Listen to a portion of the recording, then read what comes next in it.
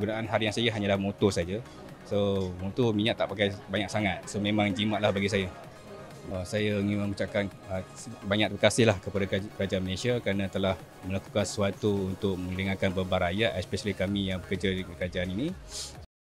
Tak dinafikan menggunakan minyak ni salah satu perjalanan kami lah untuk ulang alik pergi kerja dan mencari rezeki.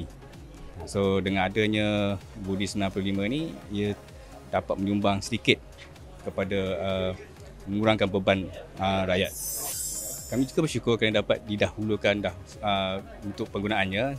So far bila kami guna pakai ni memang amat membantu jugalah untuk mengurangkan beban kami untuk isi minyak setiap hari. Kurangnya dapat jugalah mengurangkan sikit beban tu.